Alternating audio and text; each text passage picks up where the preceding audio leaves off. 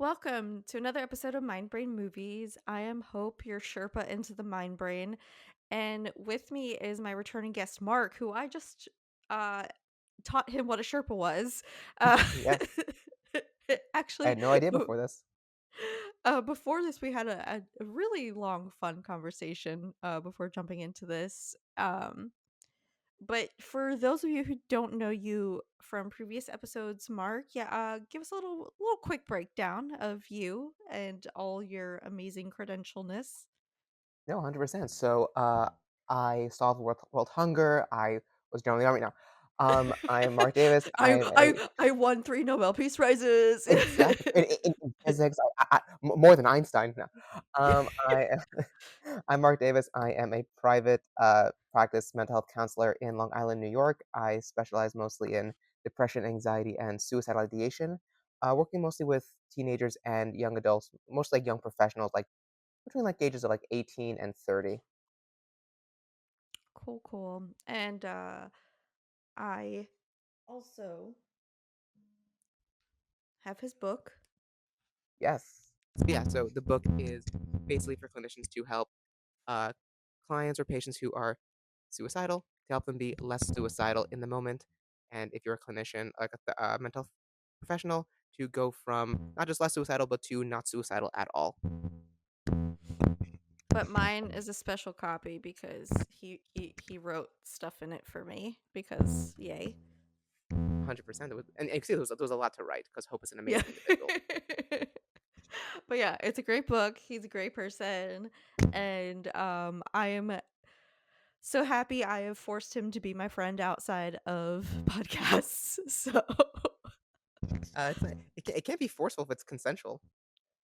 shh, just let me have my way. Uh,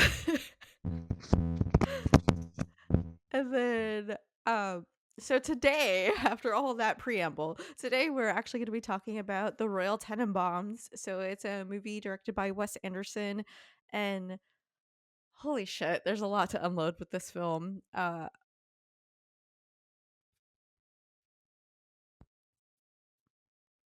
muted myself. Oh, okay. And we um so sorry, it's throwing me off because I was like, I there's I it's I I dead. I just muted myself is all. Okay, I was like, there's dead silence, and then I was No, like, okay, no, I just muted myself. technical difficulties. Cool. So there's a lot to unpack with this movie. Wes Anderson has always had storylines with just so much craziness, so much character development, so much character, like not even just singular characters, but like an ensemble Mhm. cast of just Yes. personalities galore.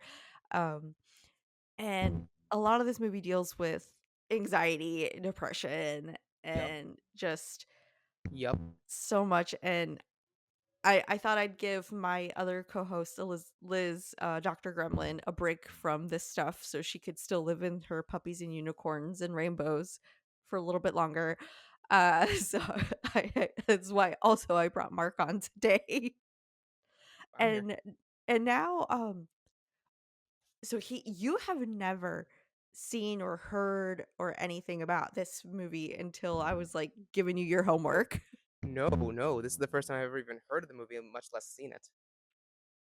All right, so just real quick, initial breakdown, initial shock, initial whatever, like go. Other than everyone needs therapy. Well, yes, everyone definitely needs therapy, but, there definitely were I don't like, something that went through my mind is this seems so real, like, this is an actual family, like, something you would actually like, "Oh, it's this family of these 3 geniuses, like, these 3 children, like, okay, that live in this lavish house, and they're very rich." Like, "Okay, I can actually see this being a thing, and then they all fall from grace." I could see that happening, but they're all Yeah. going in different but they're all geniuses in different directions, like, completely different directions. Mm. It just seems, like, so real and not that fantastic. And then, some things seem a little fantastic, like, especially the, half not half son, but, like, adoptive sibling romance. Didn't see that coming, but I guess it can make sense in the things that go from there, but, like, there's a lot of twists and turns that I did not expect. Yeah, so to say the least, it's a very complicated family dynamic. We have the disgraced father figure who just like did not care about his kids whatsoever, pushed them all aside, was like, "Screw you guys." And then we have the mother who was super supportive, but also to like a fault because while she supported her kids educational wise and financially, like I feel like she was a bit emotionally cold to them. And Oh, yeah. then and then we have, again, your three kid geniuses, but they're all different. One's athletics, one's finance, one's arts, and it's just all craziness. And then we get even further into it, like with Bill Murray's character as the husband, who's also a therapist, and just like doing outstanding research with like this dude. I don't even know what this kid is. I don't know what he Yeah, yeah, has. He's I'm thinking, like, is that his son? Because if not, where are the parents? Why is he traveling with him? Why is he always with us? Like, where are the parents? no, I think he just it was one of those things where it's like, all right, take the child, do the research. We'll talk to you later. I don't know. But then it's like, okay, and then you publish the book and it has the kid's face on it. He doesn't look that good on the cover. It's like, there's no way that would be allowed. No, it's again, that's one of those things in the movie where you just have to kind of like suspend disbelief. Like Oh, yeah. it was, but it's a lot of people when they talk about this movie and Wes Anderson, they always go for like the stylizations, like his dialogue, his camera work, his everything. But I'm excited to actually break it down psychologically because again, there's so much to unpack, like in There's every a lot. direction. Honestly, um, what exactly what's your biggest standout, I would say? Like what was the first thing that like really grabbed you like, "Holy shit, okay." The first thing that really, I mean, obviously, we're like, okay, well, these kids are geniuses. Like, the very first thing was you have a 14-year-old who has all this real estate property and bred his own uh, species of mouse. That was the very first thing that stood out. And then uh, everything else, I guess, once you have that, it's like, okay, everything else just kind of falls into place. These kids are geniuses. Like, okay, Mhm, that's just a family. That's the norm. I think what stood out to me, was the time skip after that first, what, 5, 10 minutes of, mhm. okay, they all fell from grace, but then how they fell from grace. That's what stood out. And that's what I think, honestly, especially, I find it hard to sit through a movie. I had no issue sitting through this movie because it was always something to keep me interested. And just in the very beginning, like, okay, I know you all fell from grace. How? Right, right. It's like see, and I love that, with these types of movies, I can keep people like you hooked because there is something to always, like, diagnose and delve into, 'cause Yes. I as much as I love movies, there's a fair share of movies where I'm just like, "Ugh, I do not care." But, uh, with this, it was definitely so much to take on. I think one of the biggest things, as you mentioned earlier, was the sibling romance. Adoptive sibling romance. Adoptive. As the father royal said, "Well, I'm pretty sure it's frowned upon, but it's not Yeah. illegal, right?" Yeah. No, he said it's illegal. And and the son said, no, it's not illegal. We're not blood related. It's like, okay, you're right. Still frowned upon, though.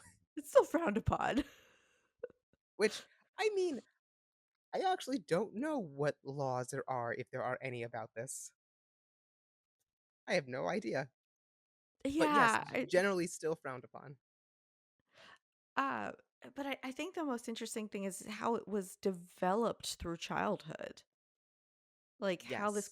how the codependency of this bond went from, like, sibling bond to more than sibling bond, but because they're still in the same household, they grew up together, and it's like how this developed since they were small children through into their adulthood, and I think that was one of the biggest things, like, "This is crazy," you I know? mean, my biggest issue is that there was no real indication of that at all. Like, when he's on the boat and he's sending that message to his friend Cash, it's like, "Oh, I might be in love with Margot." Like, what? Why? How?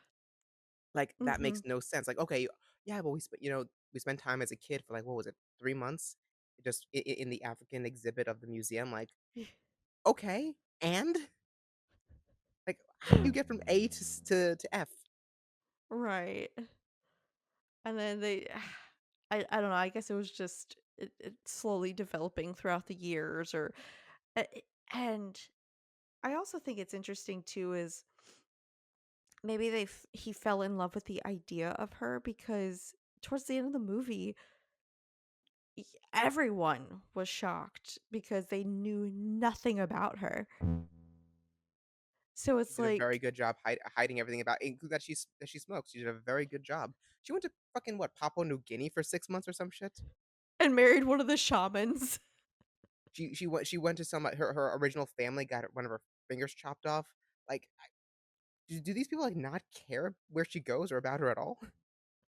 My I think the again with the mother and like the coldness aspect out of all those things that like she l- delved into her life about and then she's like you smoke like that's what she got from everything not oh I met my real family oh I got married like 7 times not I did this she's like you smoke I'm like that's what you got from this like Like, I think you should quit. It's like, "I've been smoking for 22 years. I'm just gonna quit."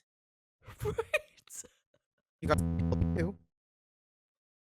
like it was just I it threw me off so much. I was like, of all the things When I learned that but she was smoking since 12 years old, yeah. that shocked me. Mhm. And also, again, it's just so much leaves, like, I feel like we should be doing, like, 10 different episodes, not just on this movie for, like, each character. Like You could do one on each character. Like, it's because again, it all makes so much sense as to how they became what they did. I think his name is Chaz. I think Chaz may be one of the most, like, that is just trauma of losing your loved one in just a very horrific manner, and just by some grace of God, your 2 sons and your dog that are on the same plane survived the crash that your wife didn't. little Buckley. Mm, And then Buck and then dude, when that happened, I'm like, "No. No, you didn't do this." Buckley. I'm so sad. I was so mad at Owen Willis's character. I was so mad at Cash. Bro, you need help, my guy." And again, like I said, the even more family dynamics. Like I feel like the only staple one was Donald Glover's character, the new fiance for the mother, Yes, Henry, Mr. Henry. Yeah. Sherman. Mr. Sherman, call me Henry, and that it was I think it was really good that he was there because he was the pillar for all these people. Yeah. But it also, like, but that exchange also, like, I don't know him. You've known him for 10 years. Yes, as your accountant, Mr. Sherman. But that was such a natural human dialogue and exchange. Like, it doesn't feel like movie dialogue. That sounds like something you would hear in real life. Mhm. And and that's I just want to unpack so much.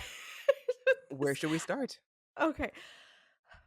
You know what? Let's start with the most trauma filled, I feel. So let's start with Chaz. So we said he's had a horrible upbringing. His father tried to sue him. He sued his father. He got emancipated from the family because, you know, uh, so he grew up basically without a father figure. And Yep. then he gets a wife and 2 sons and a dog. And it seems like he finally has some stability in his life. And Yep. He then, gets the American bam, dream, the nuclear family, done. wife dies. Yep. And it all comes crashing down. And then you start to see the development of the depression, anxiety, and a major OCD. Like, and I think his is the most tragic because he is the one I feel who's filled with the most love in the family, and Mhm. he's so stunted by all this trauma. So, like, I don't know, that's just my 2 cents. Like, So give me your professional breakdown. so of So if we're going just from the 3 children, because that's what we have the most information on from start to end, Yeah. he seemed the most secure. He seemed like the most, I'm going to use this term very loosely and don't read too much into it, the most normal in terms Right. of, that's why I'm using it loosely. Most normal, most well-adjusted until that happened. And I think it's a Mhm. perfect representation of how, if you've ever seen the Killing Joke, the Joker, Batman, Yes. Yes, yes, One yes. Bad Day, I think that is a one of the perfect representations of that, a trauma could really, really fuck you up, depending on what the trauma is. And he's a perfect representation of that, how you can go from good and solid to, okay, you need some help, and if you don't get help, it's going to damage those around you. And I think another trauma is like there's also a theme of the children being like the adults and the adults being children throughout this Mhm. movie. And you see that when he was a kid, when Chaz was a kid, he was very adult like, and then he kind of reverted in his adulthood. But then you see it in his kids as well. Like his kids are like these adults, like, oh, it's okay. Our father is going through this, and we have this strict regimen, and blah, blah, blah. And it's like, you're just passing along the generational trauma, dude. Yeah. Like, I you're mean, they not also had their supposed own to. their own trauma of, surviving the crash that their mother didn't. So they do have Right. legitimate trauma as well. But and then that's what I'm saying, like, he didn't even address that fact, like, he lost his wife, but did he address it to his kids? Like, "Hey, you lost your mom." No, he addressed it as, "This happened. We cannot have this happen to us." Right, And that's how he addressed it. and that's what I think is also tragic because he can't even see past, like, he's supposed to be the father, like, yes, I'm not saying you're not supposed to have feelings or emotion or, like, process, but, Yes. like, you're supposed to protect these kids, and you're taking it to the physical and not the mental. That's the thing. Like, He thought he was protecting them. He even put them yeah. in, I think he said, martial arts classes as well. He had them, working out 16 times a week or some shit. Yeah. Um, Fire ha drills every 5 days, like Yeah, fire drills in the middle of the night, always wearing jumpsuits. Like, one of the funniest things I think, at the end with when they went to the funeral and he was wearing a black jumpsuit. That I found that little detail funny. But Mhm. that's how he was taking it. It's like, "Okay, I'm gonna protect them, and this is how I, as their father, protects them, because I can't, not because I'm trying to protect them, but because I'm trying to protect me, Right. because I can't deal with that loss." Exactly, and I feel again, he took it the hardest because I don't know, with Margot, she basically didn't really have parents. She was your typical archetypal orphan from the get-go. Like she knew her role. So she didn't care about having parents. Um and then you had Richie who always had his dad. Like they were always talking. And and then Chaz, he's just like had no parents. Like again, his mother was there, but she wasn't like emotionally supportive. She was like, "Oh, you need funding for this? Cool. Oh, you want to go to this school? Cool." Like it felt more like their personal assistant than a mother.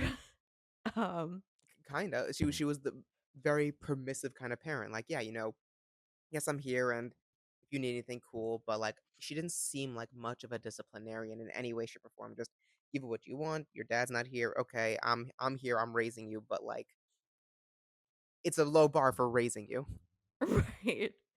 And again, it Like, comes down to I feel like she could do that because they were also mature at a young age.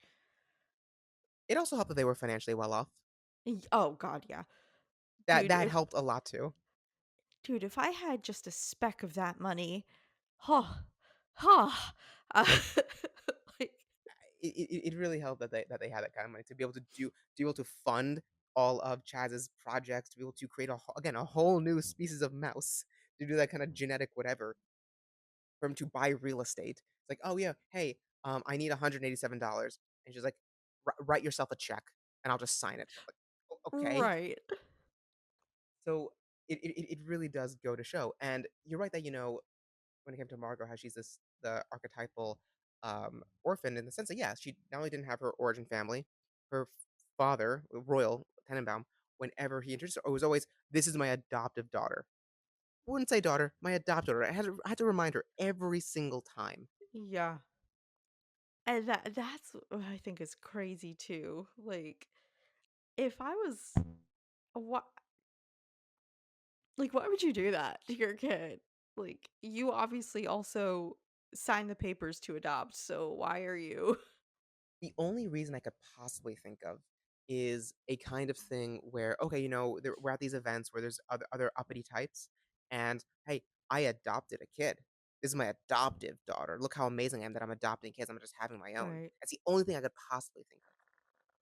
Yeah, like, "Oh, I did this. I did charity. Look at me." Like, Yes, yeah. exactly, It's not a kid, it's charity at that point. exactly. That's the only reason I could possibly think of. Otherwise, I honestly have no idea. And then the last kid, Richie. Because okay, and Richie had the best friend, Cash, who wanted to be a Tenenbaum and was always over and all of that. "Did you And send my mother your clippings?" yeah, what the fuck? Like, what the fuck? Which we don't really get much on Cash's family, Cash's parents. They don't really go into that much at all. So Mhm. I'm wondering if they weren't around, and that's why he was always trying to get the Tenenbaum. He said he wanted to be a Tenenbaum.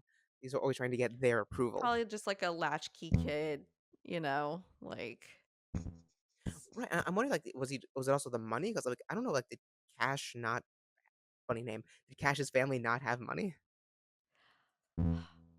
I think I was more so just like maybe not exactly the money, so to say, but the life, Hmm. because it was whereas, yes, we both discussed that it's nice to have the money, but at the same time, the mother was just like, "Oh, I'll support you, but I'm not here." And he's like, "So wait, she'll help me, but I don't have to like follow rules? What?" You know? Yeah, it's the perfect thing that any kid could possibly want. And then, Mhm. and then you guys are famous because 'cause you're just geniuses. You have everything. I want that too. Right.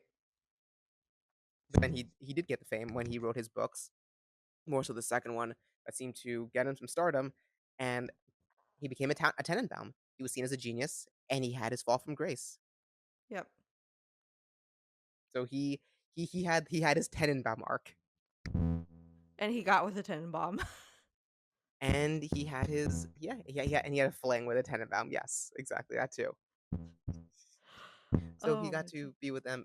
So he had a best friend. He had a I don't say girlfriend, but a lover, I guess. That was the Lover, yeah. Tenenbaum, and he got his approval from the Tenenbaum mother as well. So I mean, what more could he want at that point? Limitless cocaine. Meclizine. Methazine, yeah. That's what he was on Meclizine. That's what it was on. That's what it was.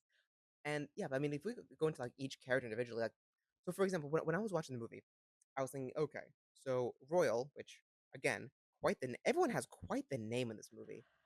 Um, when it came to him, I was like, okay, fine. So you're an asshole. You don't do all disappointment. You're a son of a bitch.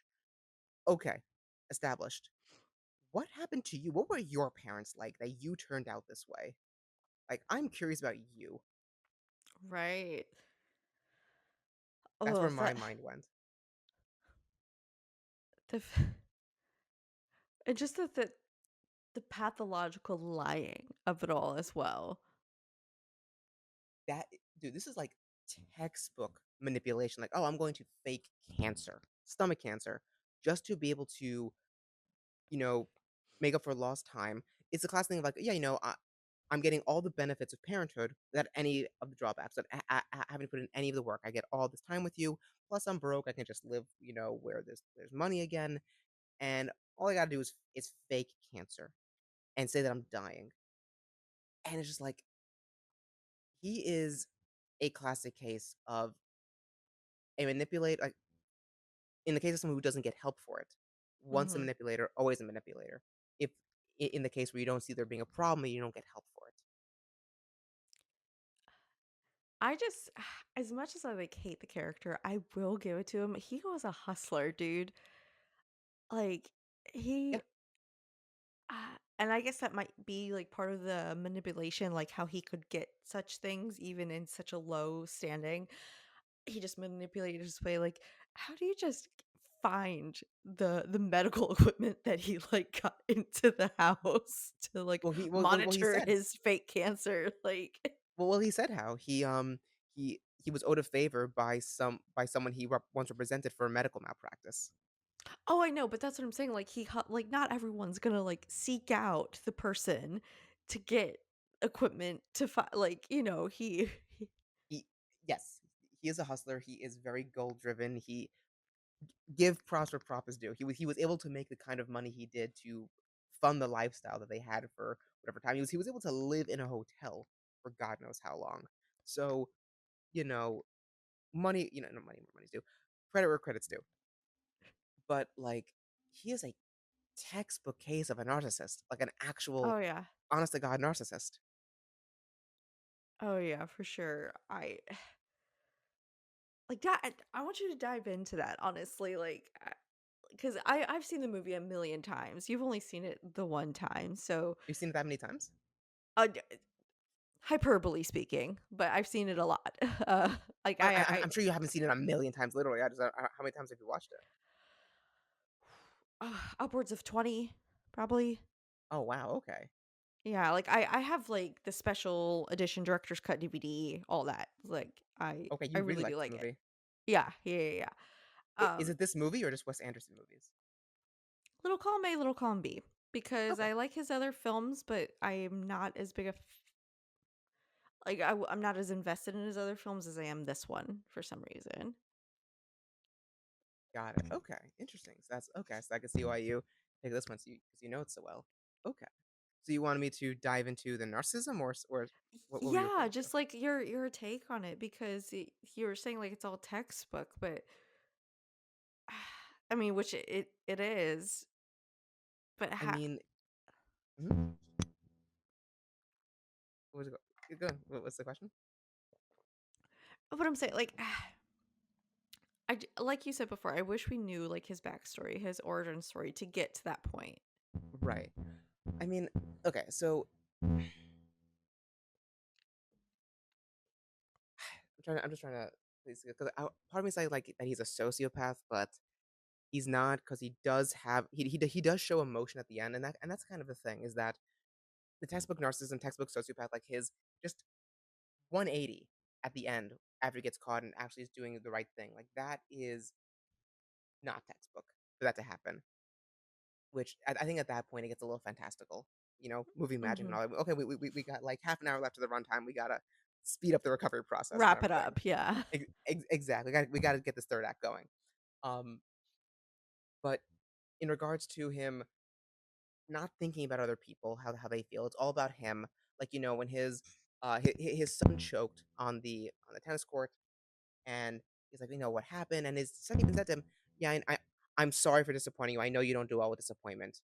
Completely putting himself aside, which obviously his father taught him to do.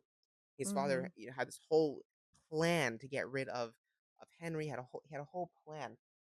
I mean, it's really not textbook narcissism. It's honestly textbook sociopathy, if I'm being quite honest.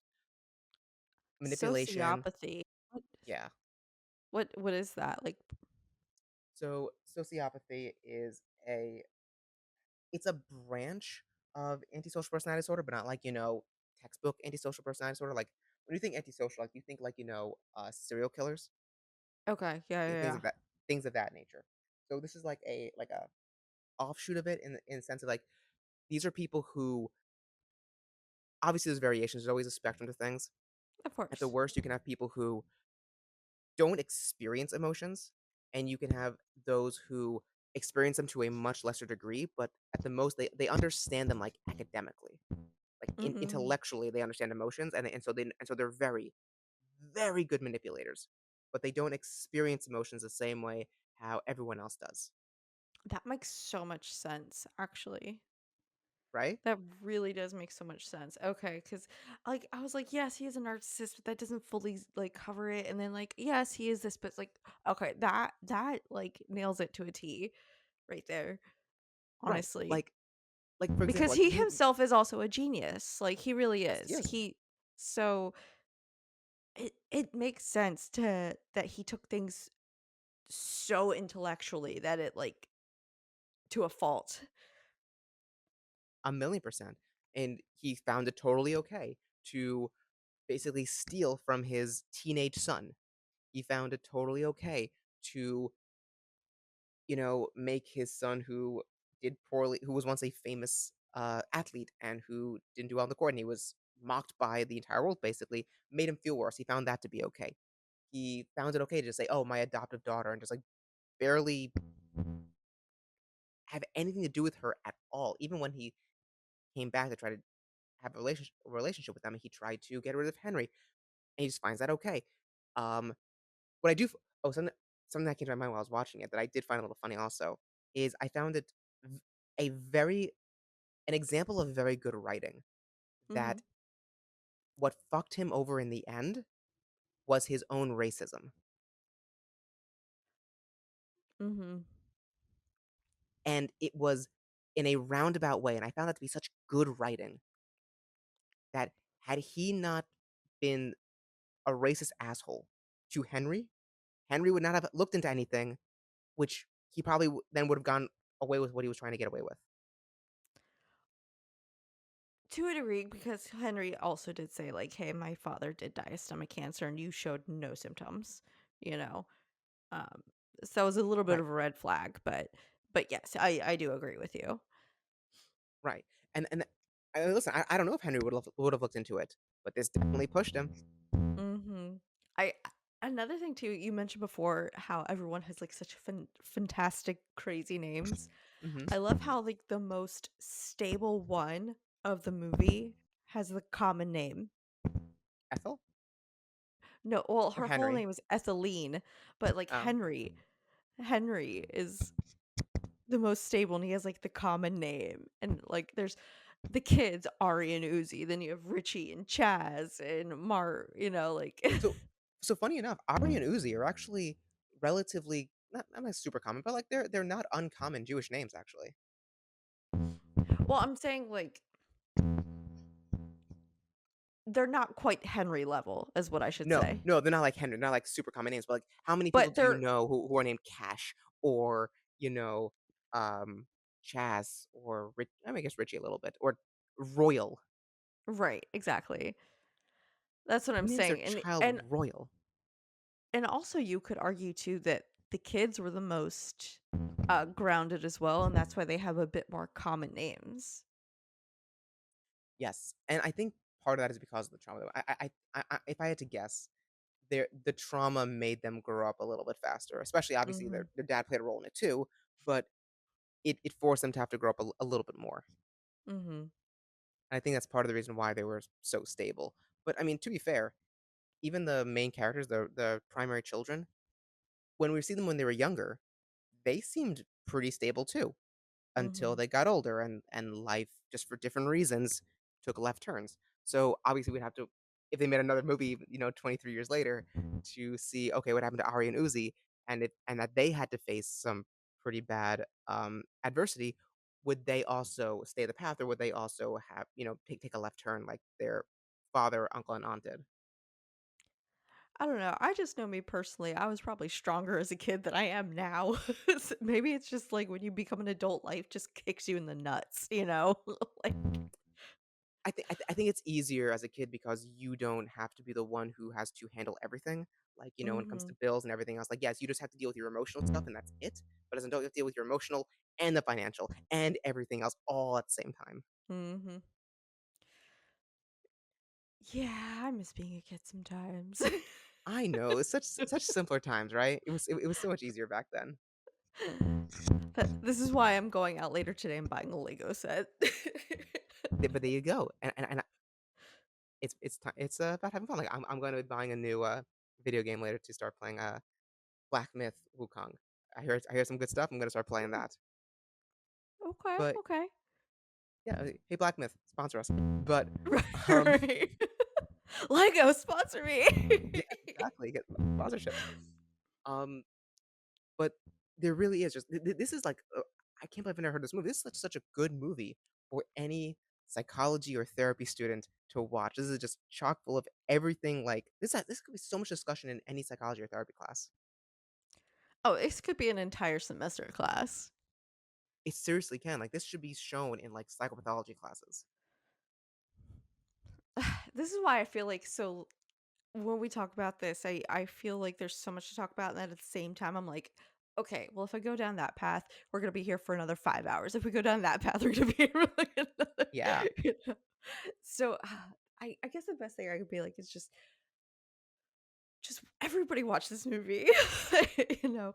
And I will say that I loved how you said it kept you wrapped, Yes. because of everything. And I don't know if it was the storyline or because of how um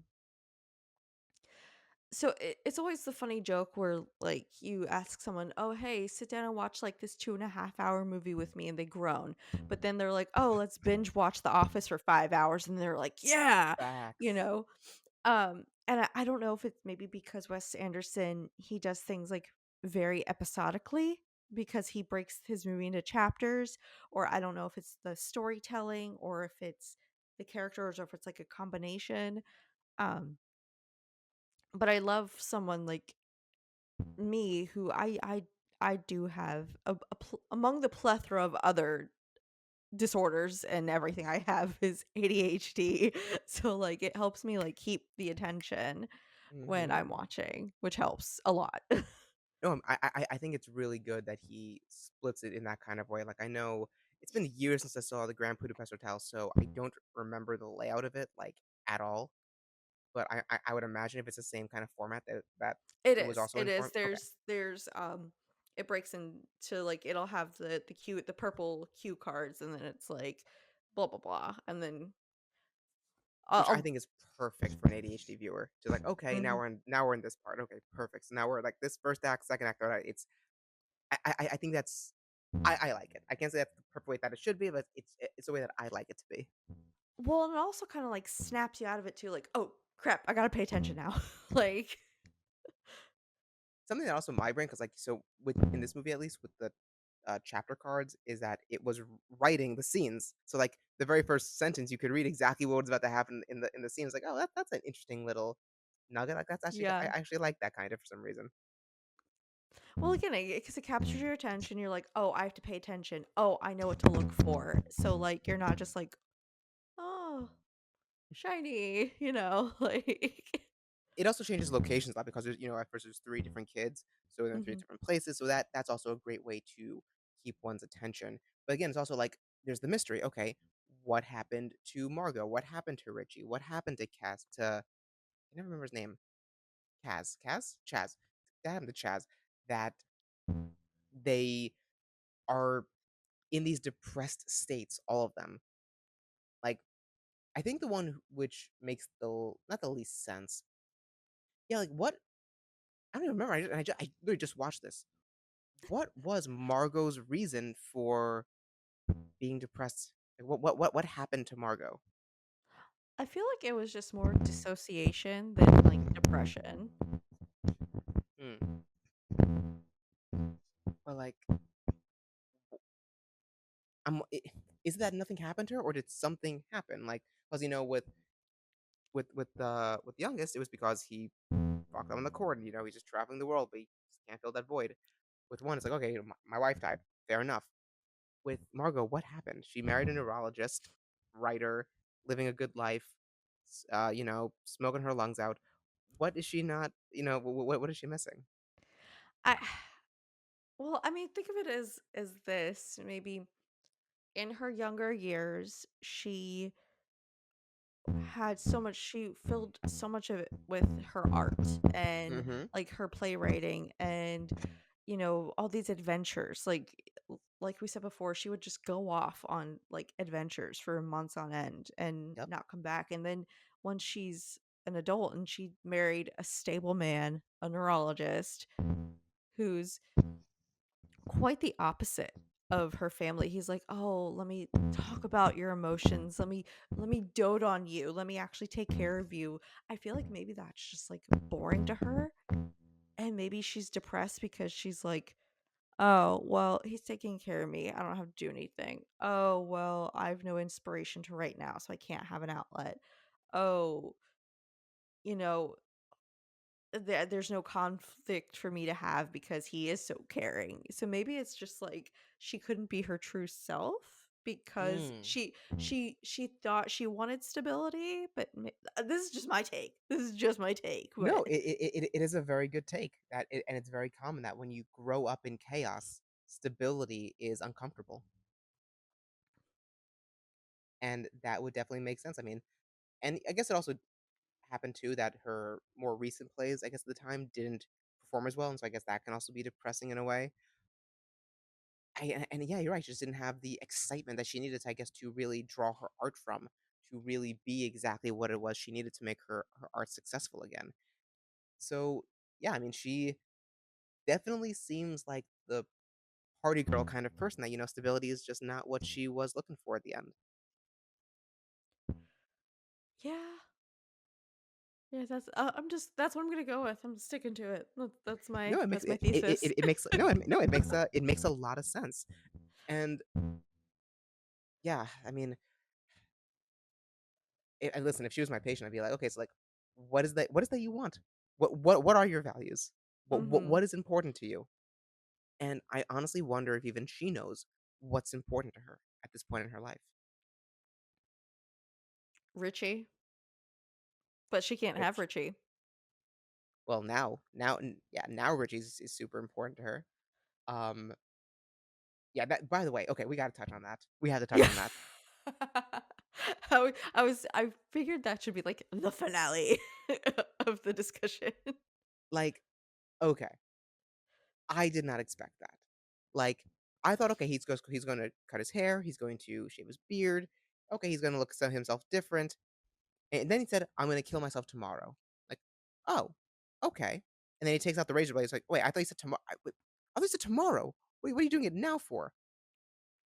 And I love how that's I love how that is your take, not, "Oh, he actually did it," but he said he was having a well, timeline, and then well, he went against his own timeline.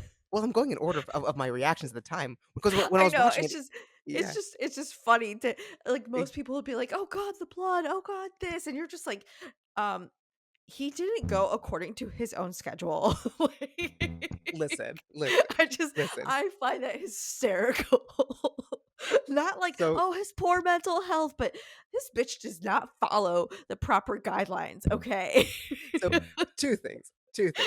The first is that I'm giving the order of my reactions as it was happening. That's first off. I know. Second off, for those who don't find it hilarious, like Hope or I might have, because we have gallows humor because of what we do for a living. I was about to say, I know I'm fucked, it's okay.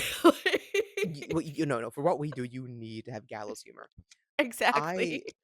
I have seen, dealt with, talked to so many people who have attempted. I've seen the scars. I have Yes. seen, the the ugly of the ugly. It doesn't I don't have that visceral reaction anymore. As at a certain point, you Right. just adapt to it. It doesn't. I don't know. You, it doesn't happen to my brain anymore. So if my person was like, "You said tomorrow. Why are you doing it now?" And then it's like, Sorry, "Oh, I just yeah." And then I said, "Oh, okay, so he's doing it now. Oh, they're really showing the blood. Oh, okay, they're really going in on this. Was this really shown in theaters? That's kind of surprising." Um, and it's like, okay, is someone gonna find him? Is he gonna die? What's gonna happen here? It's like, okay, so the kid who's getting experimented on finds him, Dudley. Dudley, and oh, okay, cool. They rush him to the hospital. Is he gonna be okay? Oh, cool, he's fine. And then, okay, okay. So they're in the hospital, right? The family's in the hospital. They're talking to Richie and Chaz's Chaz. reaction. He's I like, knew you were gonna bring up Chaz's reaction. he's like, was there a note? He's like, yeah, there was a note. Was it dark? It's like, It wa yes, it was dark. It was a fucking suicide note, dumbass. And it's like, "Can we read it?" "No." "Why can't we read it?" Like, I'm like, "But no, shut the fuck up. Your brother tried to kill himself, and that's what you're focused on?" And I know that's just, like, probably his coping technique, and maybe that's him, like, trying to understand, like, "Okay, maybe if I read the note, I'll understand why he did it." But it's like, "Bro, you talk about that after." I completely get why he was asking what he was asking. It makes sense. It's Read not the okay. room. Yes, Read the room. yes, it's understandable, but it's not okay. No. Not And okay. I was that frustrated me, that annoyed me. Thank goodness the mom was like, "Bro, stop. Stop."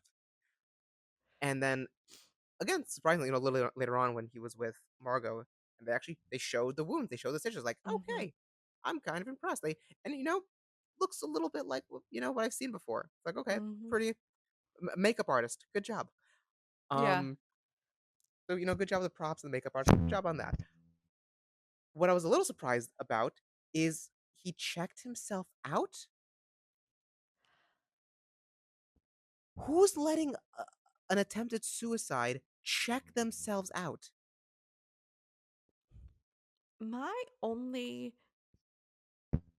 thing to counteract that is if I'm not 100% sure of the the era, the timeline, you know? So 2001. no, but, like, if it took actually the not when it was filmed, but, like, when Oh, when the movie takes place? The yes. setting? Yes. 2001. It is okay, so you have to think I wasn't sure if it was, like, late '90s, early 2000 I No, forget so it the was definitely exact date. 2001 when the father dies and shows on his tombstone, it goes to 2001. Oh, okay, okay, thank you, thank you. Um, so I know I've worked in a lot of different medical settings. Mhm. 2001, computers didn't have databases like that. It was all paper files and paper I charts, especially in a hospital. I understand that. At the same And time, okay, yeah. Mhm. if you have money and you have paper charts, I'm sure you can say, I'll throw you a couple shekels if you let me let me out, you know? Or and also Royal, even he was like, "Oh yeah, we got to break him out," you know. Counter argument. I Even if you were a corrupt, uh, doctor, I don't think so because It he doesn't have was to a be the doctor. It could be the nursing staff, it could be the receptionist.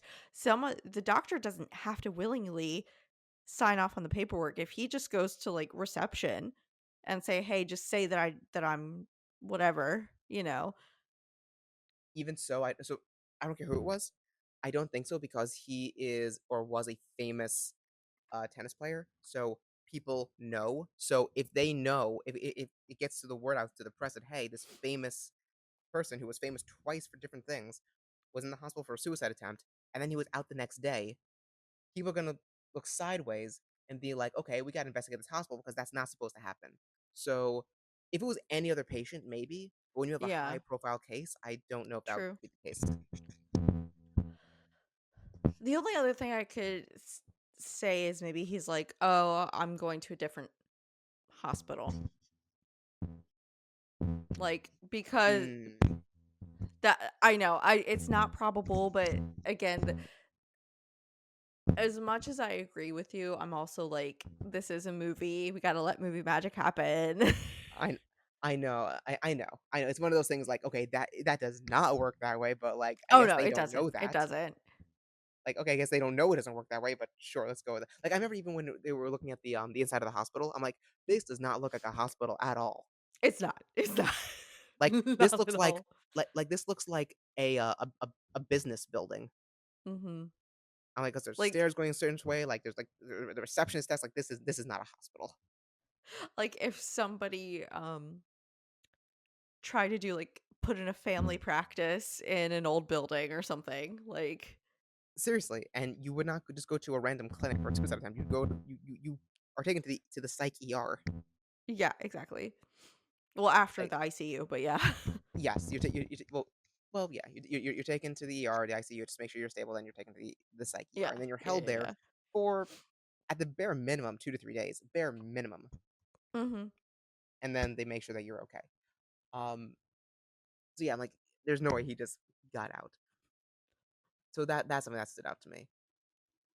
I don't think what happened afterward. Right. They did the intervention with Cash, which he just then fucked off, Right. which I found funny. And I'm like, did they really like, you really thought that would just work? Like, "Oh, you need help." "Yeah, you're right, I need help." Eh, Dude, if it was that easy, holy shit. like, If it was that easy, if only convincing and curing, quote unquote, people were that easy. Like I swear to God, these geniuses are either ignorant or stupid. that so that plays into one of the things I will say. I always have these people who I'm like, "Oh, this person like I have a friend, they know 7 languages, they read all these books, blah blah blah blah."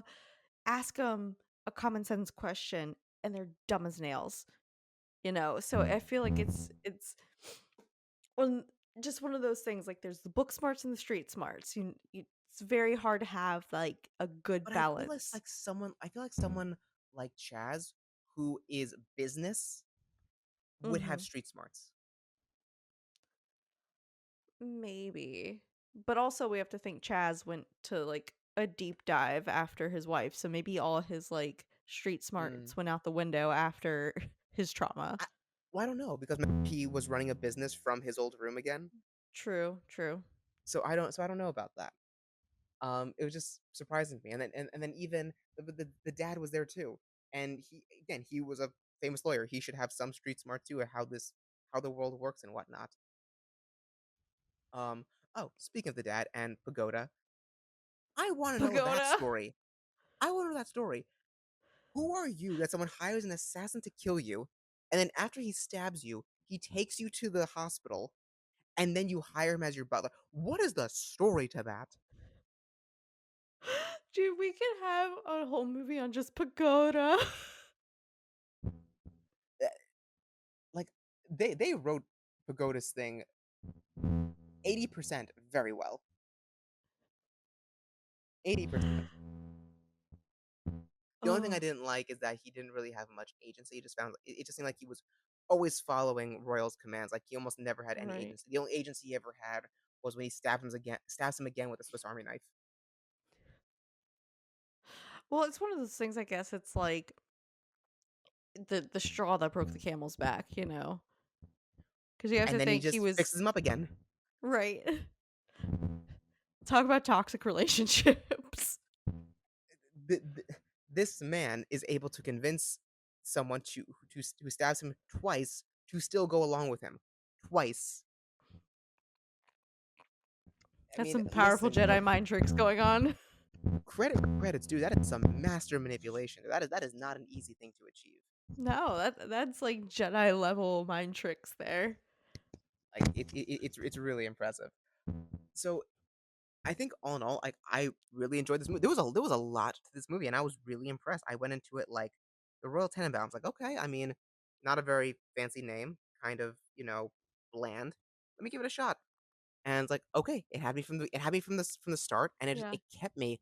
I don't think there was a single moment in the movie where I was bored.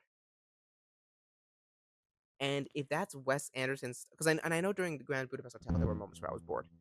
So if most of Wes Anderson's movies are like this, then consider me a Wes Anderson fan. I would have to say maybe if you were to see another one would be Life Aquatic with Steve Zissou. Life Aquatic? Life Aquatic with Steve Zissou. That would be his one of his other films. And I'm not gonna lie, I'm also very partial to Willem Dafoe, and he has a big part in that movie. So Hmm. Okay. Oh, it's another movie with Bill Murray, Owen Wilson, and Angelica Houston. I guess he really likes those 3 He actors.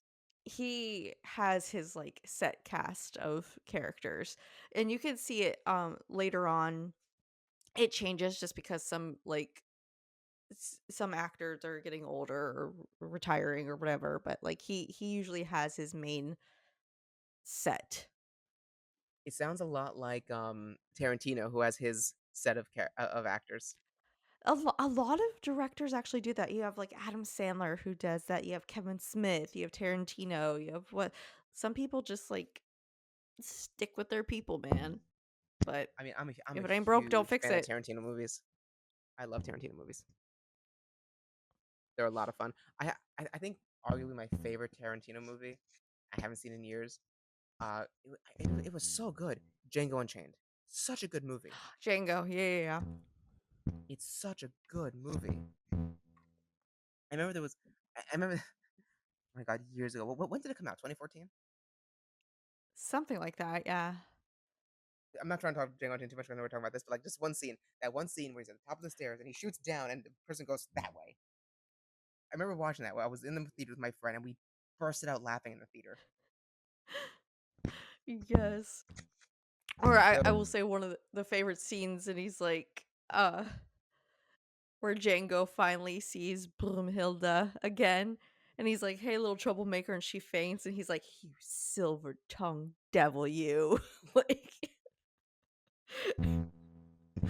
I don't know. Tarantino's got a certain charm to his movies. I love it.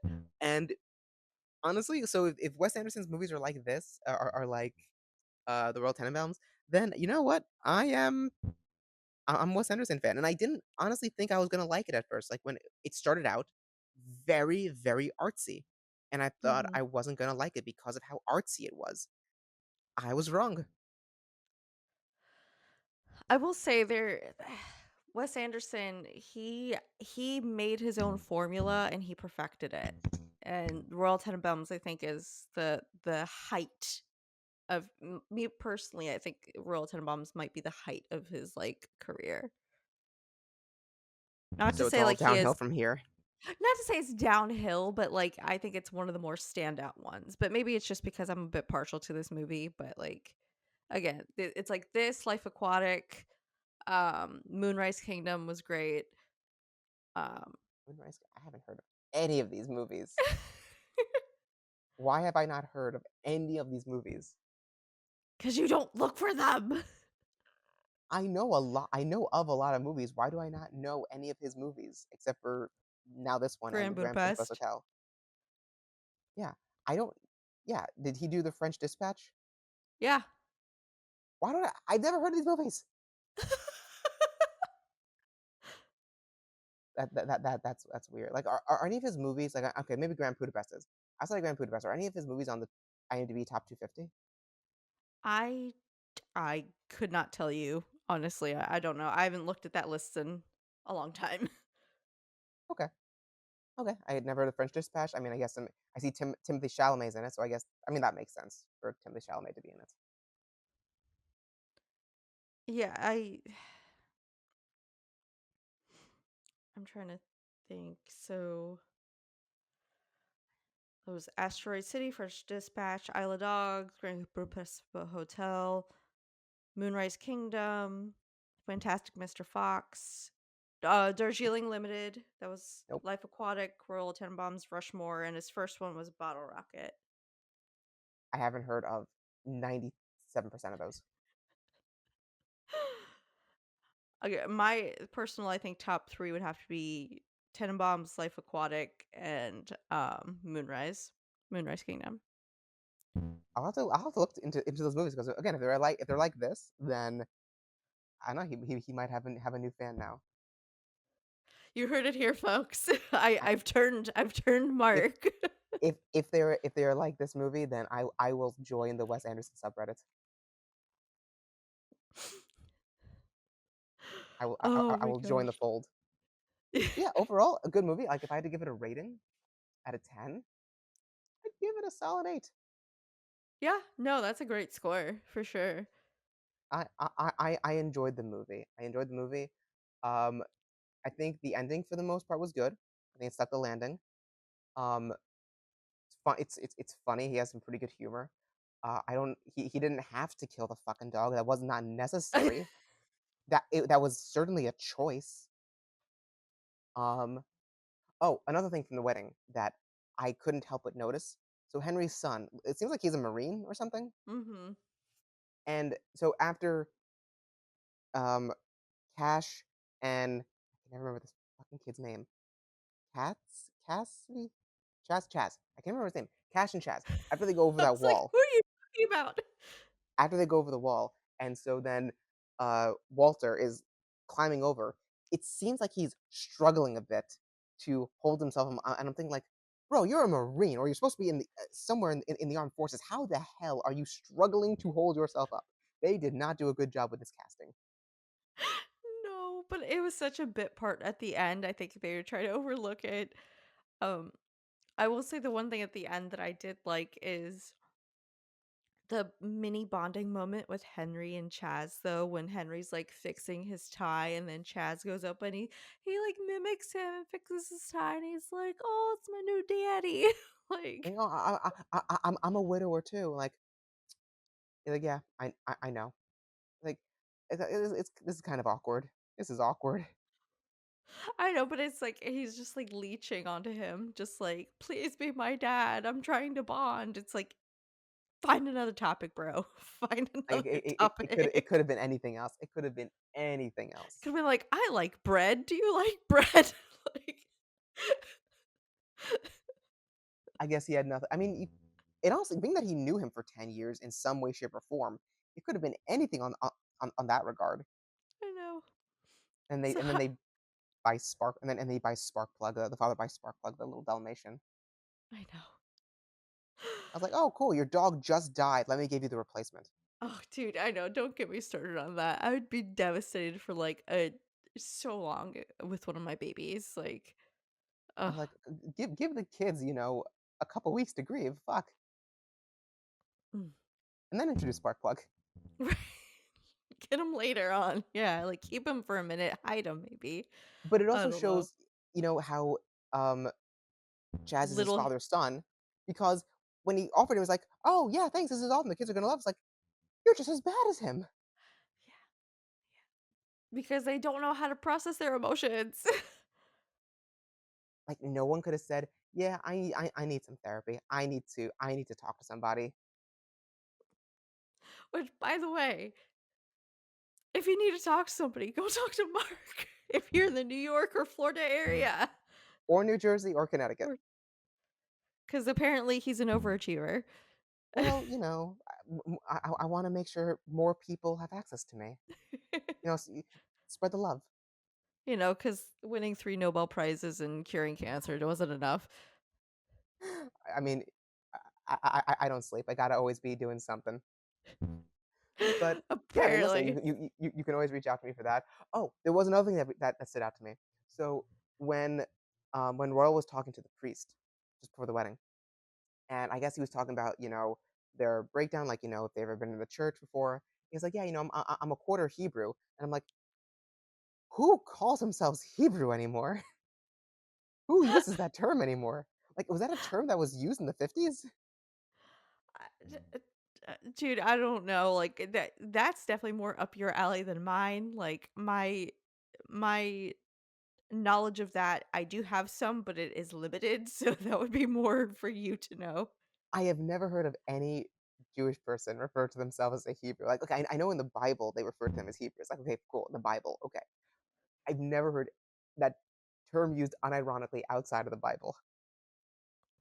I mean, yeah, this is very true, like, I did feel like that was a very but I feel like it fit his character, though. It it kind of would. I mean, being that he was like, "Oh yeah, you want to talk jive? I can talk jive." Like, it really would fit, his whole thing. Well, and then also,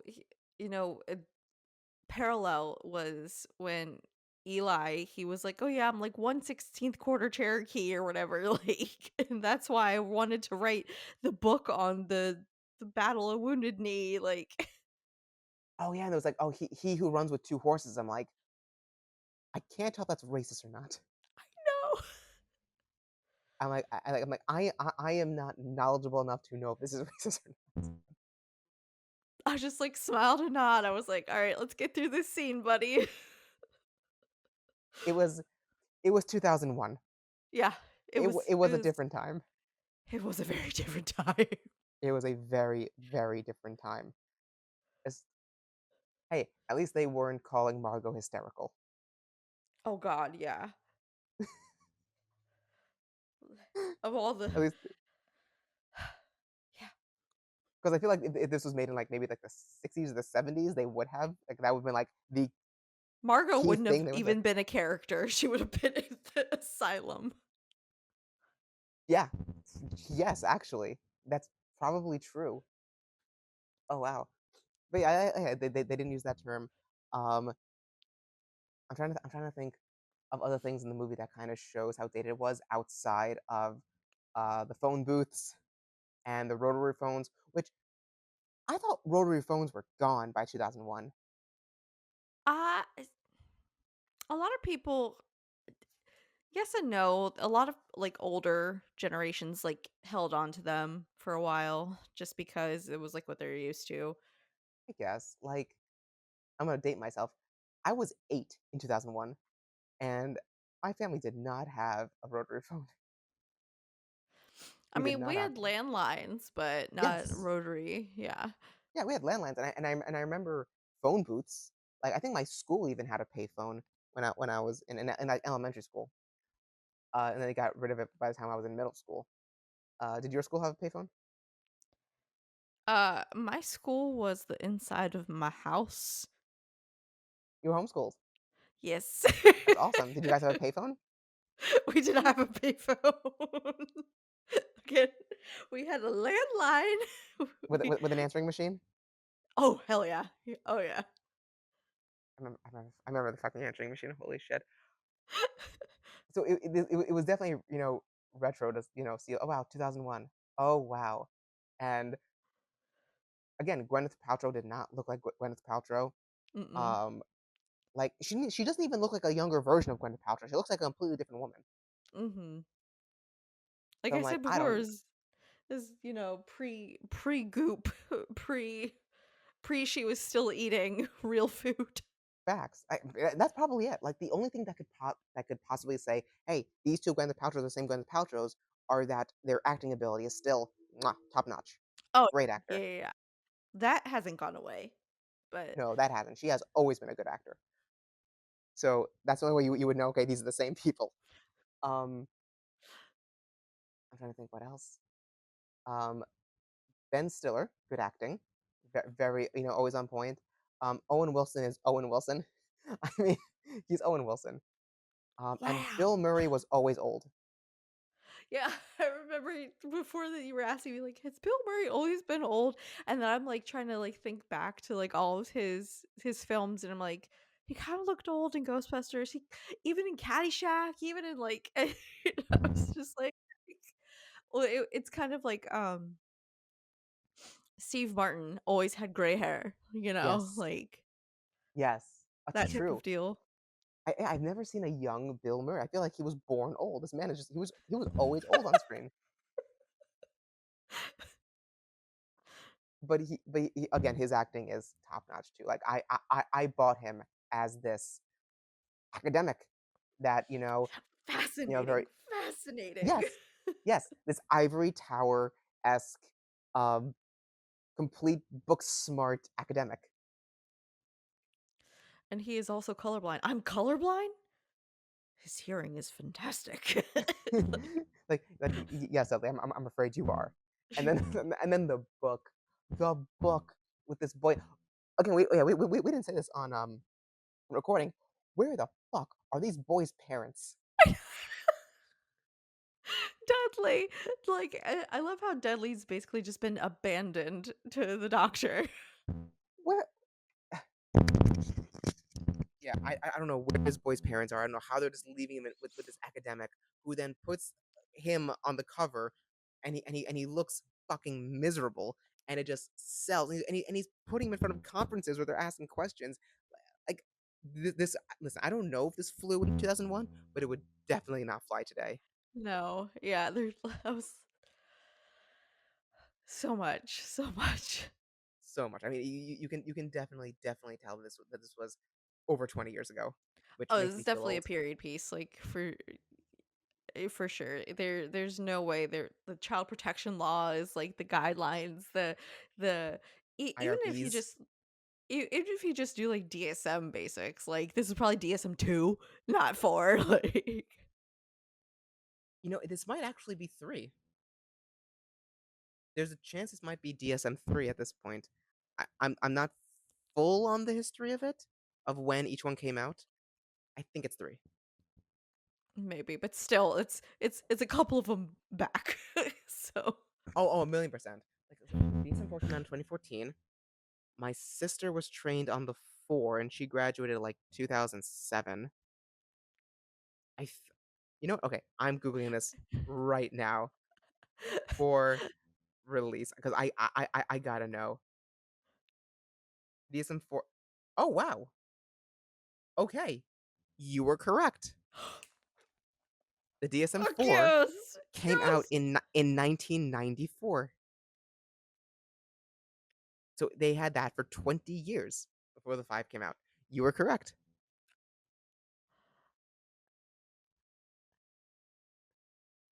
What's Yeah. going through your mind right now?